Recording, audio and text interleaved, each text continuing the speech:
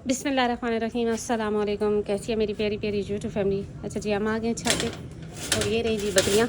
और ये देखें कैसे ये उछल उछल के आ रहे हैं जैसे कि इसने कभी कुछ खाया ही नहीं है, जबकि ये खा भी चुके और दूध भी पिलवा दिया गया था सुबह। और अब फिर इनको जी भूख लगी हुई है, तो अभी जी करनी है सफाई भी और इनको डालना है चारा शारा भी। और वो देखें जी मेरा मुर्गा भी ठीक हो गया, बहुत सख्त बीमार हो गया था, लेकिन वही 3 सिरप जो कि मैंने पिछली वीडियो में बताए थे, इन तीनों मुर्गियों को मैं वो देती रही हूँ और अल्लाह ने बहुत करम किया, अब बिल्कुल ठीक है। और माशाल्लाह से अजानें देना भी इसने शुरू कर दी। उन दिनों में जब ये बीमार था तो इसने अजान भी नहीं दी, तो मैं बड़ी परेशान थी, लेकिन अब अल्लाह का बहुत करम है कि जी अजान दे रहा होता है, इसकी आवाज़ आ रही होती है। और ये जी अभी देखें कैसे भूखी हुई हैं, जबकि ये माशाल्लाह से रज के खा चुकी थी, लेकिन अभी फिर इनको चारा शारा डालने तो फिर करते हैं जो है ना बड़ा ही ज़रूरी टॉपिक पे बात। तो जी मैंने इनको वो चारा शारा डाल दिया और माशाल्लाह से ये खा रही हैं। और गुड्डी को कर दिया जी रूम में बंद और ये यहाँ पर खा रही हैं। ये रहा जी मुकद्दर और वो रही जी अनमोल और वो रही मन्नत और ये रही जी चांदी और वो रही जी तीनों मुर्गियाँ जिनको बंद कर दिया। अच्छा, आज का टॉपिक इस पे वीडियो में बना रही हूँ वो ये है जी कि मुझसे बहुत बार पूछा गया कि जी बकरी को जेर खिलानी चाहिए कि नहीं। तो जी मेरे पास ये इसने 2 सुए दे चुकी है और ये अभी तीसरा इसका होगा। और वैसे भी मेरे पास बकरियों ने पहले भी मेरे पास जो बकरियां थी उन्होंने डिलीवर किया हुआ, मैंने आज तक कभी किसी बकरी को जेर नहीं खिलाई और ना ही मेरे जानवर खाते हैं। अच्छा, मैंने जी उस्तादों की वीडियोस देखी तो मैंने इसको सेकंड टाइम जब ये सुई थी पिछली दफ़ा, तो मैंने इसको बड़ी कोशिश की जी जेर खाए। मैंने सिर्फ एक्सपेरिमेंट करना था कि आया क्या इसका रिजल्ट निकलता है, लेकिन जी इसने जेर को मुँह ही नहीं लगाया बिल्कुल भी।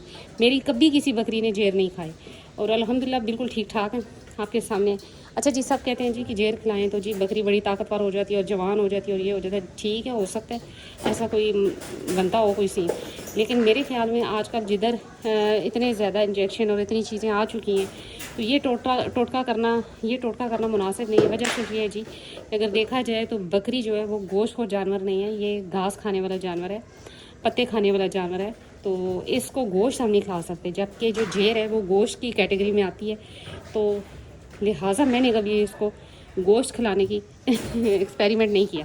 अच्छा, फिर एक सवाल था जी कि बड़ा ही अजीब है और थोड़ा सा फ़नी भी बनता है जी कि सर्दियों में अगर बकरी बच्चे देती है तो क्या जी उसको यखनी जिसे कहते हैं, जैसे कह लें जी पायों का सूप कह लें, यखनी कह लें, कुछ भी, वो जानवर को पिलाई जा सकती है कि जी बकरी ने बच्चे दिए तो उसको ताकत के लिए। तो मुझे बड़ी हैरत हुई, मैं खुद इस सवाल पे जो है ना बड़ी परेशान हो गई, लेकिन बाद में मुझे हंसी भी आई कि बकरी के लिए ठीक है, हो सकता है कोई बेहतरी हो, लेकिन ये है कि इसका मैदा जो बना है वो घास फूस और अजनास हज़म करने के लिए बना है, ये गोश्त हज़म नहीं कर सकते। तो लिहाजा जेर का खिलाना या सूप पिलाना ये चीज़ें इसके लिए मुनासिब नहीं है, आप काढ़ा दें। अच्छा, मेरी बकरी ने जब भी बच्चे दिए मैंने ये किया जी कि काढ़ा बनाया। काढ़े में जी डाली काली पत्ती, दालचीनी, लौंग, काली मिर्च मतलब साबुत काली मिर्च और अदरक लहसुन डाल के मैंने कहवा बनाया, जिसमें अजवाइन भी थी और सौंफ भी थे। ये चीज़ें एक एक चमची डाल के मैंने कहवा बनाया और साथ में जी रखी गंदम और साथ में रखा गुड़। जैसे ही बकरी डिलीवर करती है गंदम और गुड़ देती हूँ और साथ में जी थोड़ी देर बाद ये नीम गर्म करके जी पिला दिया जाता है। फिर चाहे मैं 2 दिन पिलाऊँ या 3 दिन पिलाऊँ, पानी के साथ साथ ये कहवा भी या काढ़ा कह लें दिया जाता है। बस मुझे इतनी सी समझ है और इसी के साथ ही जी 2 इंजेक्शन मैं लगाती हूँ बकरी को 3 दिन। नंबर 1 डिक्लोरान और नंबर 2 जो है वो नेरोबियान है। ये 2 इंजेक्शन मैं 3 दिन लगाती हूँ बकरी को और इससे मेरी बकरी बिल्कुल ठीक ठाक रहती है। तो बाकी चीज़ों का मुझे नहीं पता, लेकिन मैंने आज तक ना मैंने बकरी को कोई सूप पिलाया और ना ही जी मैंने जेर खिलाई है और ना ही खिलानी चाहिए। आई थिंक कि ये चीज़ जो है गोश्त की कैटेगरी में है और जबकि बकरियों का मैदा जो है वो बना है जी घास फूस हज़म करने के लिए। बाकी चीज़ों की मुझे इतनी नॉलेज नहीं है, लेकिन जो मैं समझती हूँ उसके मुताबिक मैं बात करूँ। ये रही जी गुड्डी अंदर खा रही है। अच्छा, मुर्गियों को मैंने ये देखें जी मुर्गा बिल्कुल माशाल्लाह से ठीक हो गया और इसको मैंने वही 3 सिरप जो कि पिछली वीडियो में मैंने दिखाए थे कि जी एक तो फ्लैजल है, एक जी बुखार के लिए ब्रूफिन का सिरप था और एक ताकत वाला कोई भी सिरप आप बच्चों वाला जो ले सकते हैं, वो एक एक ढक्कन मैंने जी उसके बर्तन में, ढक्कन ही होता है, मेरे पास स्पून नहीं थी तो मैंने ढक्कन के साथ ही एक एक ढक्कन 3-4 दिन मैंने इसको पानी में मिक्स करके पिलाया और अल्हम्दुलिल्लाह बिल्कुल ठीक हो गया। इसको थे जी मोशन इन्फेक्शन कह लें पेट का, जिसकी वजह से इसको मोशन थे और साथ ये बुखार फील कर रहा था और उसकी सबसे बड़ी निशानी यही थी कि इसकी दुम बिल्कुल नीचे को घिरी हुई थी। अगर मेरी पिछली वीडियो किसी ने देखी है तो उसमें आप लोगों को पता होगा कि इसकी क्या कंडीशन थी मुर्गे की, और काफ़ी एज भी इसकी हुई है, लेकिन जो बीमारी थी वो यही थी जी कि मोशन थे और उसकी वजह से इसको बुखार हो गया था, जिसकी वजह से ये ढीला पड़ा था, लेकिन अब अल्हम्दुलिल्लाह बिल्कुल ठीक ठाक है। अच्छा, ऐसे सीज़न में आप मुर्गियों को थोड़ा सा लहसुन, थोड़ा सा प्याज चॉप करके आप बकरियों को जैसे खिला सकते हैं, इसी तरह मुर्गियों को भी ये चीज़ें खिला सकते हैं। क्योंकि इस सीज़न में रेशा ये वो चीज़ें आ जाती हैं, नज़ला ज़ुकाम जैसे बकरियों में आ जाता है। तो अगर ये आप मुर्गियों को भी देते हैं चीज़ें, तो इंशाल्लाह आपकी मुर्गियाँ भी नज़ला ज़ुकाम और इस तरह के अमराज से बच जाएंगी। और माशाल्लाह जी बिल्कुल ठीक ठाक है। आज मैंने इसकी अज़ान सुनी तो मुझे बड़ी खुशी हुई कि चले जी, बीमारी में इसने अज़ानें देना भी जी छोड़ दिया था। तो ये रही जी, आहिस्ता आहिस्ता अपना अपना खा रहे हैं। तो मैंने सोचा कि ये टॉपिक बड़ा ही एक इंटरेस्टिंग और ये कह लें जी कि पेचीदा किस्म का टॉपिक था। बाज़ लोग कहते हैं जी कि खिलानी चाहिए, बाज़ लोग कहते हैं कि नहीं खिलानी चाहिए। आपने कमेंट्स में ज़रूर बताना है कि आप लोग अपनी बकरियों को या ऐसा टोटका करते हैं कि नहीं करते। लेकिन मैंने आज तक ये नहीं टोटका किया। मेरी नज़र में ये एक जैसे कह लें गंदगी है, उसको बकरी को नहीं खिलाना चाहिए, क्योंकि वो गोश्त में आती है चीज़ और इनके मैदे और तरह के खुदा न खासा हज़म ना हो या इस तरह की कोई कंडीशन बन जाए, तो तब भी बकरी एक तो तकलीफ़ में पहले ही होती है और आप ऊपर से उसको और मज़ीद बिगाड़ सकते हैं।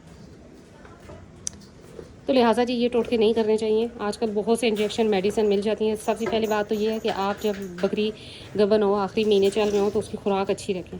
नंबर 2, जब बच्चे देने वाली हो तो आप गंदम, साफ़ गंदम रखें पास, साथ रखें जी गुड़, और साथ रखें जी आप ये कावा वगैरह। जैसे ही बच्चे डिलीवर करें इसको फ़ौरन से गुड़ और गंदम वगैरह दें, और साथ में जी आप जो 2 इंजेक्शन बताए हैं वो लगाएं, और साथ में जी आप ये गुड़ शुड़ वाला कावा 3-4 दिन दें जो मैंने बताया, मुख्तलिफ़ चीज़ें डाल के।